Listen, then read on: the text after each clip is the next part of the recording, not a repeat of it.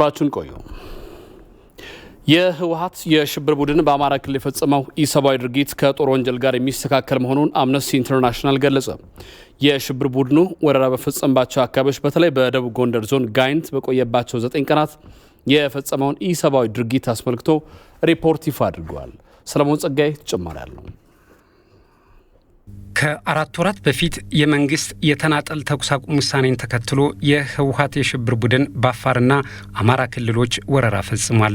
ወረራ በፈጸመባቸው አካባቢዎች የዘር ፍጅት ፈጽሟል። በአፋር ጋሊኮማ፣ በአማራ ክልል ደግሞ ጭና ተክለ ሃይማኖት ለዚህ ምስክር ናቸው። የሽብር ቡድኑ ኢሰብአዊ ድርጊት ከፈጸመባቸው አካባቢዎች አንዱ በአማራ ክልል ደቡብ ጎንደር ዞን ነፋስ መውጫ ጋይንት ከተማ ነው። የሽብር ቡድኑ ባለፈው ነሐሴ ወር አጋማሽ ለ9 ቀናት በጋይንት ወረራ በፈጸመበት ወቅት የፈጸመውን ሰቆቃና ግፍ አስመልክቶ ዓለም አቀፉ የሰብአዊ መብት ተሟጋች ድርጅት አምነስቲ ኢንተርናሽናል ሪፖርት አውጥቷል። በሪፖርቱ ቃለመጠይቅ ከተደረገላቸው 40 ሴቶች መካከል 16ቱ መደፈራቸውን፣ መደብደባቸውንና ብሔርን መሰረት ያደረገ በጸያፍ ቃላት መሰደባቸውን ገልጸዋል። የአማራ ክልል ባለስልጣናት የህወሓት የሽብር ቡድን ጋይንት በቆየባቸው 9 ቀናት ብቻ 70 ሴቶች መደፈራቸውን መግለጻቸውን ሪፖርቱ ጠቅሷል። በሪፖርቱ የነፋስ መውጫ ሴቶች ህጻናትና ወጣቶች ጉዳይ ጽህፈት ቤት ባለሙያ የተደፈሩ ሴቶች 71 ይደርሳሉ ማለታቸውን የተገለጸ ሲሆን የፍትህ ሚኒስቴር በበኩሉ የተደፈሩ ሴቶችን ቁጥር 73 ያደርሳቸዋል ብሏል።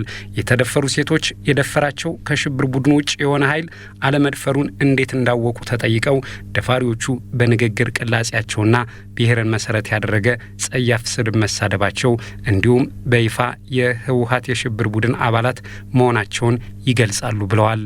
አምነስቲ ኢንተርናሽናል ካነጋገራቸው የጥቃቱ ሰለባዎች የ45 ዓመቷ በእምነት ስሟ ለደህንነቷ ሲባል የተቀየረ የገጠማትን እንዲህ ስትል ትገልጻለች።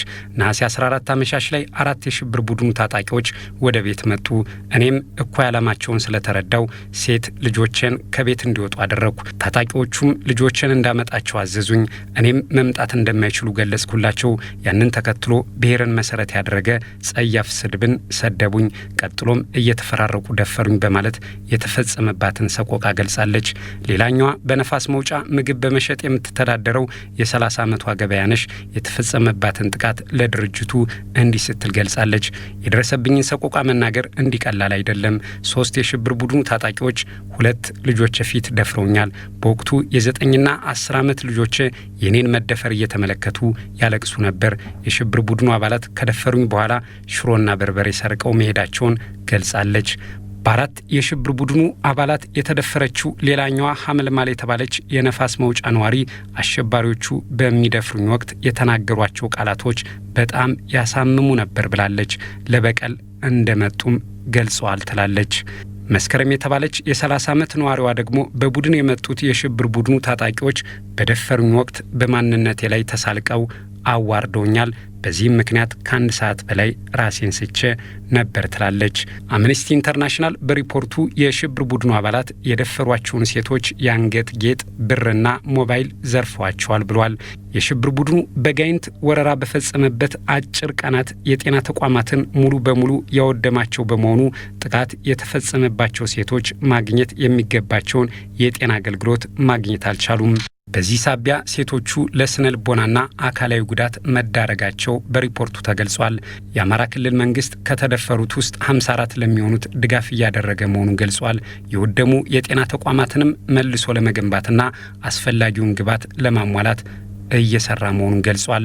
ሪፖርቱ በማጠቃለያው የህወሓት የሽብር ቡድን ጥቃት ከፈጸመባቸው ሴቶች የሰማናቸው ምስክርነት የሽብር ቡድኑ ከጦር ወንጀልና በሰብአዊነት ላይ የተፈጸመ ወንጀል ጋር የሚስተካከል ነው ብለዋል። የሽብር ቡድኑ እየፈጸመ ያለውን ኢሰብአዊ ድርጊትና ዓለም አቀፍ የሰብአዊነት ሕግ ጥሰትንም በአስቸኳይ እንዲያቆም ጥሪ አቅርቧል። የሽብር ቡድኑ አመራሮች እንዲህ አይነት ኢሰብአዊ ድርጊቶችን መታገስ እንደሌለባቸውና በአጥፊዎቹ ላይ በአስቸኳይ እርምጃ እንዲወስዱ አሳስቧል። የፌዴራል መንግስትም በህወሓት የሽብር ቡድን የተፈጸመውን ሰቆቃና ኢሰብአዊ ድርጊት በማጣራት አጥፊዎች ላይ የማያዳግም እርምጃ እንዲወስድ ድርጅቱ አሳስቧል። አምነስቲ ኢንተርናሽናል ባወጣው ሪፖርት የሽብርተኛው የህወሓት አረመናዊ ድርጊትን ያጋለጠ መሆኑን የመንግስት ኮሚኒኬሽን አገልግሎት አስታውቋል። የአሸባሪውን ኢሰብአዊ ድርጊት የሰው ዘር ሁሉ ሊቃወመው የሚገባ ነው ብለዋል። የሽብር ቡድኑ ህወሓት በወረራ በሚይዛቸው አካባቢዎች ላይ እየፈጸመ ስለሚገኘው አሰቃቂ የሰብአዊ መብት ጥሰቶች መንግስት በተለያየ መልኩ ሲያሳውቅ መቆየቱንም ገልጿል። የአሁኑ የአምነስቲ ኢንተርናሽናል ሪፖርትም የሽብር ቡድኑ እያደረሰ ያለው ሰብአዊ መብት ጥሰት የሽብር ቡድኑን ባህሪ መሆኑን ያጋለጠ ነው ብለዋል። አምነስቲ ኢንተርናሽናል ሪፖርቱን ሲያወጣ በአካባቢው የጥቃቱ ሰለባ የሆኑ የማህበረሰብ ክፍሎችን ዋቢ በማድረግና የዓይን እማኝ በመሆን ጭምር መሆኑን የመንግስት ኮሚኒኬሽን አገልግሎት አስታውቋል። በተጨማሪም የሕክምና ጣቢያን ጨምሮ የተለያዩ አገልግሎት መስጫ ተቋማትን የሽብር ቡድኑ አባላት እንዳቃጠሉ ሪፖርቱ አረጋግጧል። የአሸባሪ ቡድኑን ድርጊት የተለያዩ ተቋማት ቢዘገዩም እየገለጡት ነው ብሏል የመንግስት ኮሚኒኬሽን አገልግሎት። የመንግስት ኮሚኒኬሽን አገልግሎት እንዳለው አሁንም አሸባሪ ቡድኑ በወረራ በያዛቸው አካባቢዎች ከዚህ የባሰ ኢሰብአዊ ድርጊት እየፈጸመ ይገኛል። ይህ ለሰው ዘር ህይወት ጠላት የሆነ የሽብር ቡድን ከዚህ በላይ ወንጀል እንዳይፈጽም የኢትዮጵያ ህዝብ አንድ ሆኖ ሊያስቆመው፣ ዓለምም ሊያወግዘው ይገባል ብሏል የመንግስት ኮሚኒኬሽን አገልግሎት።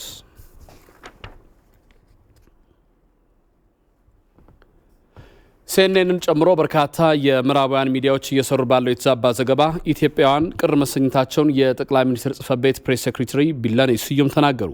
ፕሬስ ሴክሬታሪዋም ከሲኤንኤን ቴሌቪዥን ጋር በነበራቸው ቆይታ የምዕራባውያን ጫና፣ ሰብአዊ ድጋፎች አቅርቦት በተመለከተና ሌሎች የኢትዮጵያን እውነቶችን አስረድተዋል። መቅደስ ጥላሁን ተጨማሪ አላት። የጠቅላይ ሚኒስትር ጽሕፈት ቤት ፕሬስ ሴክሬታሪ ቢለኔ ስዩም ከሲኤንኤን ቴሌቪዥን ጋር ወቅታዊ የኢትዮጵያን ሁኔታ በተመለከተ በነበራቸው ቆይታ ሲኤንኤንን ጨምሮ የምዕራባውያን ሚዲያዎች እየሰሩ ያለውን የተዛባ መረጃ ዘመቻ ኮንነዋል። በዚህ ቃለ ምልልስ የሲኤንኤን ዘጋቢ ቤኪ አንደርሰን ድምዳሜ የሚመስሉ ለአንድ ወገን ያደሉ ጥያቄዎችን በማንሳትና ቢለኔ ስዩም የሚሰጡትን ምላሽ ባለማስጨረስ በግልጽ የሚዲያውን አድሏዊነት ያሳየችበት ነበር። We have a team trying to get to work on the ground. Hang on. ቢለኔ ስዩም በዚህ ቃለ ምልልስ መግቢያ አብዛኛው ኢትዮጵያዊ ሲኤንኤን ጦርነቱ ከተጀመረ ጊዜ አንስቶ ሲሰራቸው የነበሩ ዘገባዎች የተዛቡ በመሆናቸው በሚዲያ ጣቢያው ማዘኑን የቅርቡን የአዲስ አበባን የስጋት ቀጠናነት የሚያስቃኘውን የሐሰት ዘገባ በምሳሌነት በማንሳት ተናግረዋል። It's important for me to share with you as well as your global audience that Ethiopians, a majority of Ethiopians in Ethiopia as well as abroad. በመጀመሪያ ላንቺና ለዓለም አቀፍ ተመልካች አንድ እውነታ መናገር ፈልጋለሁ። ጦርነቱ ከተጀመረበት ጊዜ አንስቶ የምትሰሯቸው ዘገባዎች ተአማኒ አይደሉም። በቅርቡ አዲስ አበባን የጦርነት ቀጠና አድርጋችሁ በዘገባችሁት ለዓለም አቀፍ ማህበረሰብ ያስተላለፋችሁት መልእክት ፍጹም ከእውነት የራቀ ነው። በዘገባዎቻችሁ ለጠቅላይ ሚኒስትሩ የሚመራውን መንግስትና የኢትዮጵያን እውነት የማጠልሸት የተደራጀ ዘመቻ ከፍታችሁብናል። ሲኤንኤን ብቻ አይደለም፣ ኒውዮርክ ታይምስ፣ ዋሽንግተን ፖስት፣ ሮይተርስና ሌሎችም ከእውነት የራቀ የተቀናጀ ዘመቻ ከፍታችሁብናል። ተአማኒ ዘገባ የምትሰሩ ቢሆን የጦርነቱ መነሻ ህወሓት ሰሜን ዕዝ ላይ የፈጸመውን በደል ማንሳት አይከብዳችሁም ነበር። ጋዜጠኛዋ ለዚህ ቅሬታ ሲኤንኤንን ጨምሮ በርካታ ብዙሃን መገናኛዎች ኢትዮጵያ መጥተው መሬት ላይ ያለውን እውነት መዘገብ እንዲችሉ ፈቃድ ባለማግኘታቸው መግባት እንዳልቻሉ ቢገልጹም ፕሬስ ሴክሬታሪዋ ሌሎች መገናኛ ብዙሃን ትክክለኛ ሂደቱን ተከትለው የሀገሪቱን ህግ አክብረው መስራት ስለመቻላቸውና ጥያቄ አቅርበው በሂደት ላይ ያሉ ስለመኖራቸውም ገልጸዋል። ኢትዮጵያ ለመግባትም ሆነ የፈለጉት ክልል ሄዶ ዘገባ ለመስራት አትገባም የተባለ ሚዲያ ስላለመኖሩም አብራርተዋል። የሰብአዊ ድጋፍ ተደራሽነት ላይ የኢትዮጵያ መንግስት እየሰራ አይደለም በሚል ለቀረበ ጥያቄም ሊያነሱት ያልወደዱትን የኢትዮጵያነት አስረድተዋል። Humanitarian concerns are equally as important for the Ethiopian government. So the portrayal of the government as a demagogue. የኢትዮጵያ መንግስት 100 ቢሊዮን ብር ለሰብአዊ ድጋፍና ትግራይን መልሶ ለማቋቋም ወጪ አድርጓል። መከላከያ ሰራዊቱ የተናጠል የተኩስ አቁም በማድረግ ትግራይን ለቆ እስኪወጣ 70% የሚሆነው የሰብአዊ ድጋፍ ሲያቀርብ የነበረው የኢትዮጵያ መንግስት ነው። አሁን ላይ ከዓለም አቀፍ እርዳታ ሰጪ ተቋማት የሚነሳው ጥያቄ ሂደቶችን ያለመከተል፣ በፍተሻ ሂደት ያለማለፍ ጉዳይ ነው። የኢትዮጵያ መንግስት ሰብአዊ ድጋፎች ላይ የተለያዩ የፍተሻ ክልከላ እንዲኖሩ ያደረገው የዜጎችን ደህንነት ለማረጋገጥ ነው። ከዛ ይልቅ ህወሓት ሰብአዊ ድጋፎችን ለፖለቲካና ለጦርነት ስለመጠቀሙ ሪፖርቶች አሳይተዋል። በርካታ ሰብአዊ ድጋፎች ለተዋጊዎች ስለመግባታቸው መረጃ አለ። We've seen reports as well from the USAID saying that some of their humanitarian assistance was being diverted to fighters instead of those beneficiaries. ጠቅላይ ሚኒስትር አብይ አህመድ ለህዝብ ያቀረቡትን ጥያቄ መነሻ በማድረግ ለቀረበው ጥያቄም በሰጡት ምላሽ መንግስት ህዝቡን የማንቃት ግዴታ አለበት ሲሉ መልሰዋል። The Prime Minister calling upon the Ethiopian people to defend their city. ጠቅላይ ሚኒስትሩ ያቀረቡትን ጥሪ ኢትዮጵያውያን ከተማቸውን፣ አካባቢያቸውንና ሀገራቸውን እንዲጠብቁ ነው። ይህ ደግሞ ለመንግስት በህገ መንግስቱ መሰረት የተሰጠ ኃላፊነት ነው። ከማንኛውም የሽብር ጥቃት ህዝቡን እንዲጠብቅ ማድረግ። እንደሚታወቀው ህወሓትና ሸኔ ለህዝብ ተወካዮች ምክር ቤት ህገ መንግስታዊ ሂደቱን ተከትሎ አሸባሪ ቡድን ተብሎ ተፈርጇል። ስለዚህ እንደ መንግስት ሁሉንም የማንቃት ግዴታ መንግስት አለበት። የጠቅላይ ሚኒስትሩም ጥሪ ይህ ነው። ይህንን ቃለ መጠይቅ የተመራበትንና የተቃኘበትን መንገድ ጨምሮ ሲኤንኤን በኢትዮጵያ ጉዳይ ላይ ያለውን አቋም የሚያሳዩ በርካታ የሐሰት ዘገባዎችን አሰራጭቷል።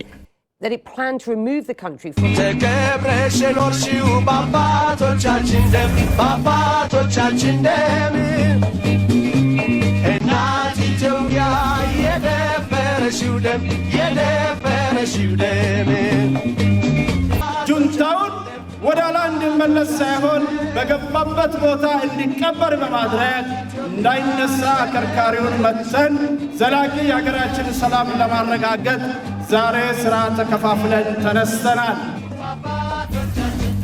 ባንዲቷ ሀገራችን ኢትዮጵያ ከመጡብን ግን የምንሰስተው ህይወት የለም፣ የምንሰስተው ንብረት የለም፣ የምንሰስተው ጊዜ የለም፣ የምንሰስተው ጉልበት የለም። አንድ ነን።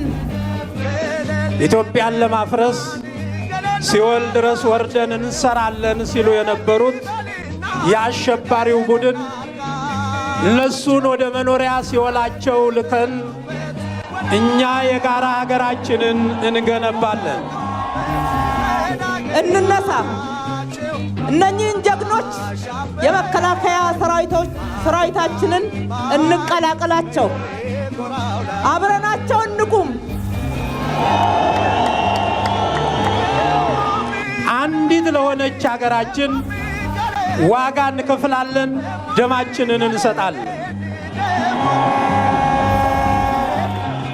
ተከብረሽ የኖርሽው በአባቶቻችን ደም፣ በአባቶቻችን ደም እናት ኢትዮጵያ የደፈረሽው ደም፣ የደፈረሽው ደም።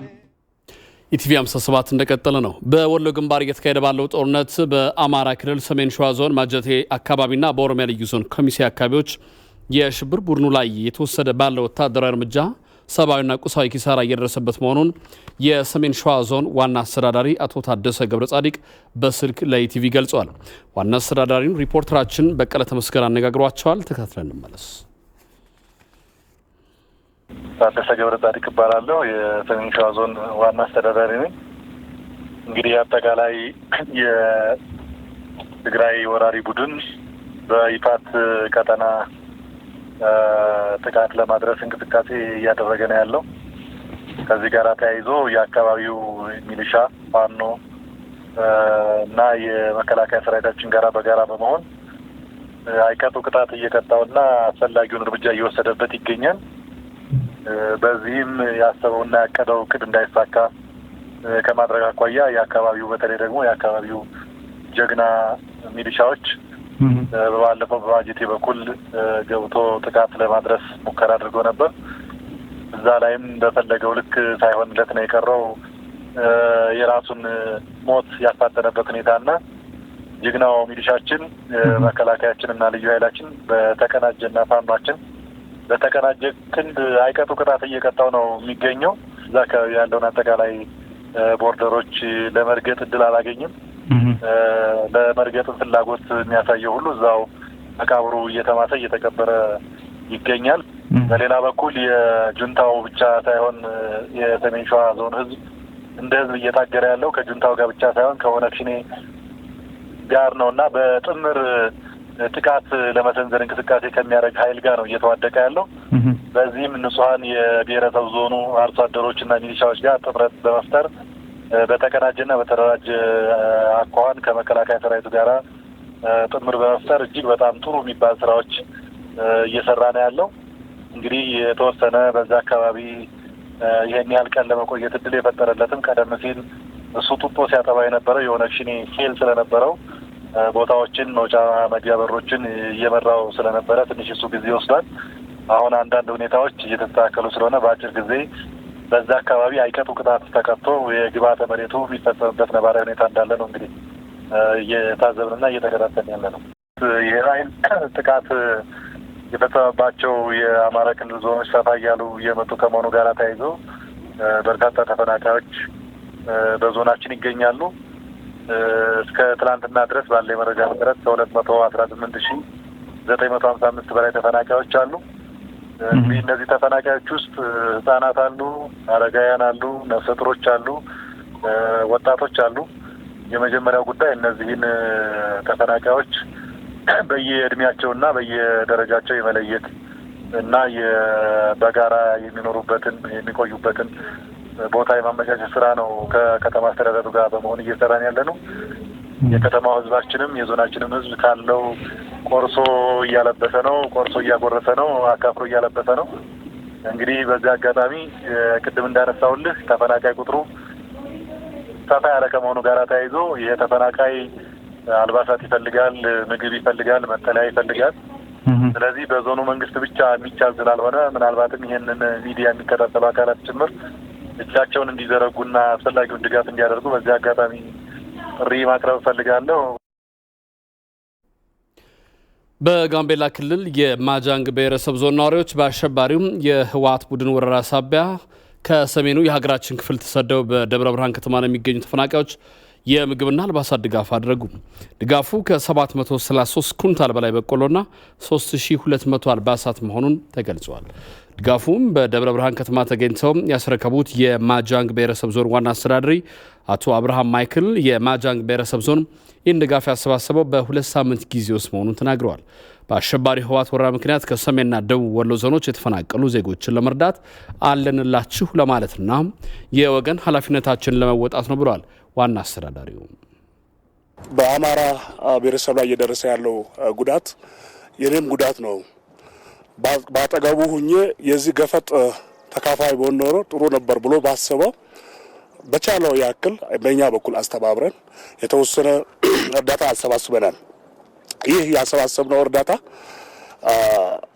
ትንሽም ቢሆን ነገር ግን ዋናው ነገር በሩቁም ብንሆን በልብ እናስባቸዋለን ብለን ያሰባሰብነው ነው።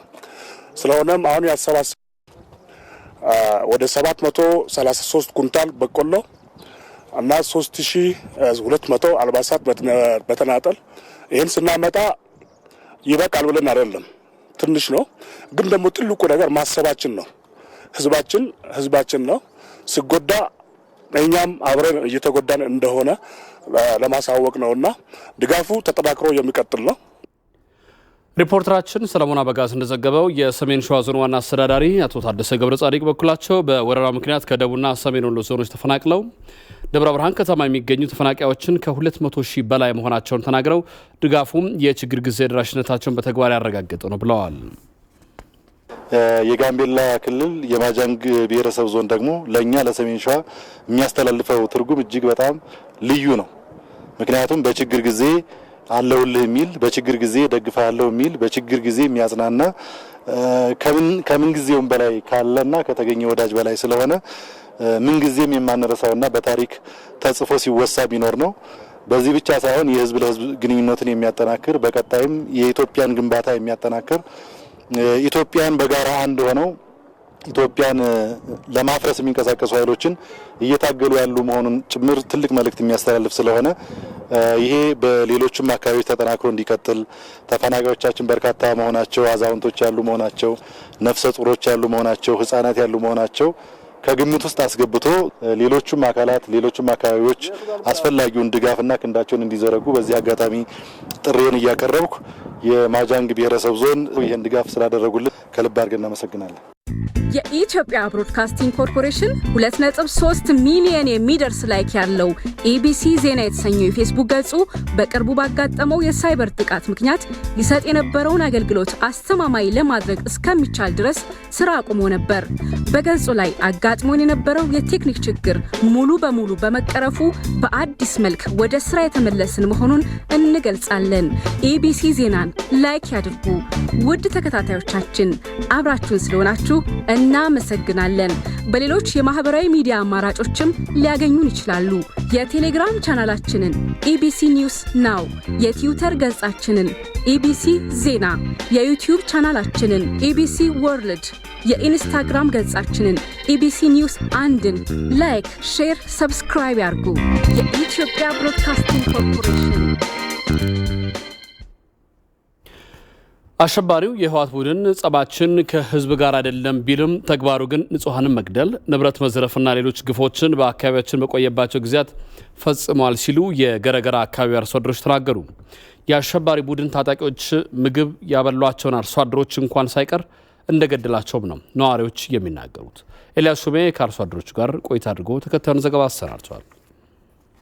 የአሸባሪው የትህነግ ቡድን የሚናገረውና የሚተገብረው ፍጹም የማይገናኝ አታላይ ሲሉ ይገልጹታል የገረገራና አካባቢው አርሶ አደሮች።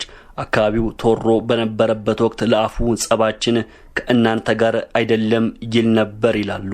ተግባሩ ግን ምንም የማያውቁ አርሶ አደሮችን በግፍ ሲገድል እንደነበርም ነው የሚገልጹት። ይሄን ሲመጣ የሚገርማችሁ ነገር እኛ ንጹሃንን አንገልም፣ እኛ ለህዝብ ነው የቆም ነው እያሉ ነበር ሲናገሩ ነበር።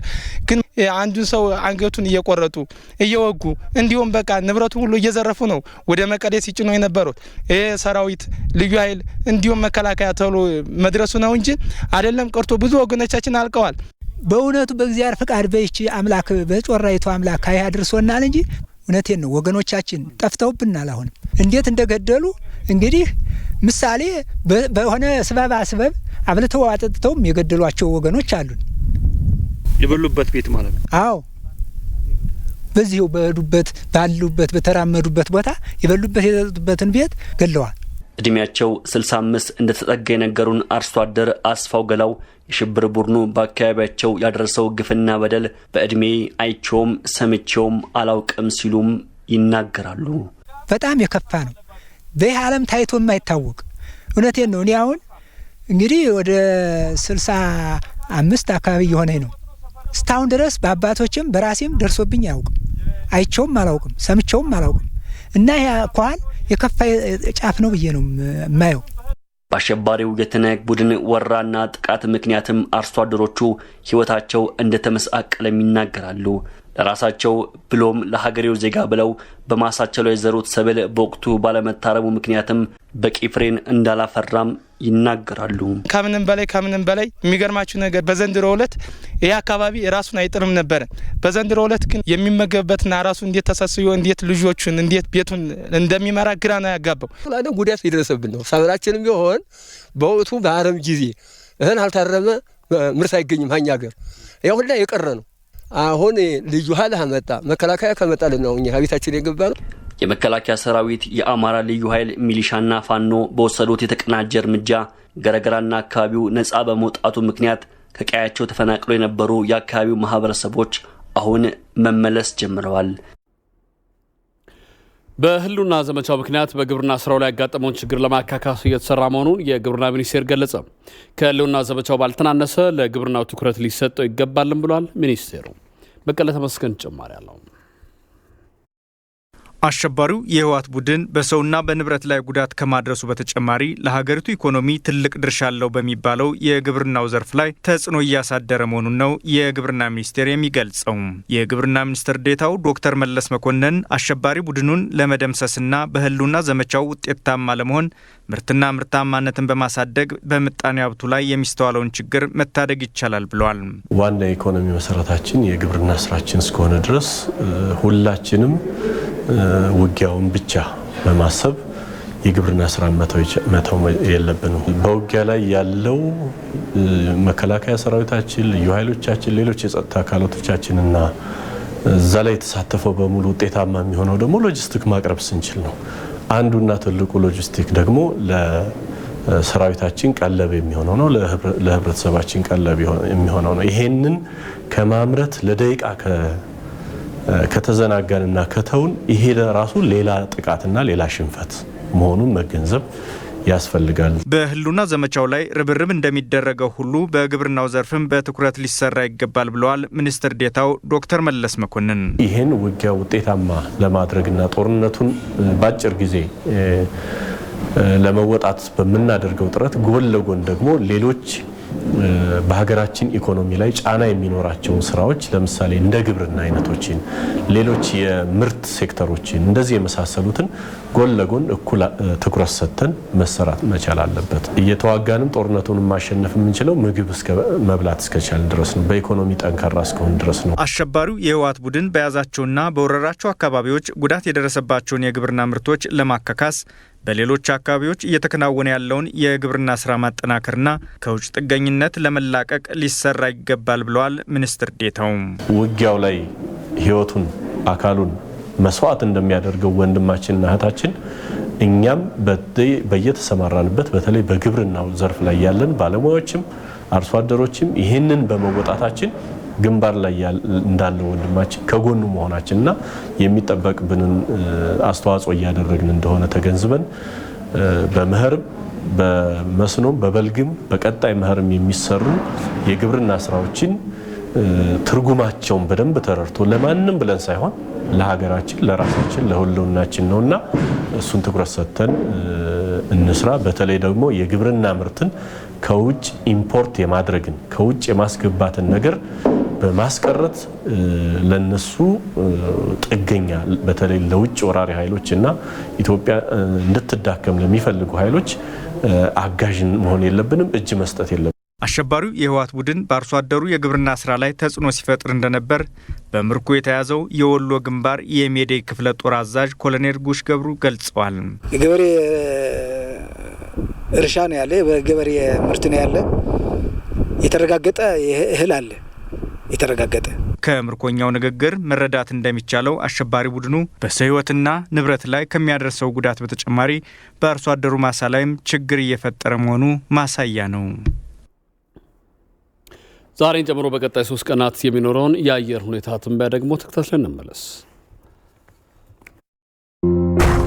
ከመሬት አንስተን ባፋጨናት ባገኘናት ብልጭታ ለኩሰን ከብርሃኑ ጭሱ እኩል ተጨናብሰን ነገን ስንኩል ከሚነፍሰው ጥፋት ከለል ከማይወርድ ከፍታ መስቀል በብርሃን ፍጥነት መገስገስ ከፍ ከፍ ገደብ ወደሌለው ከፍታ መድረስ ብርሃን ባንክ እንደ ስማችን ብርሃን ነው ስራችን።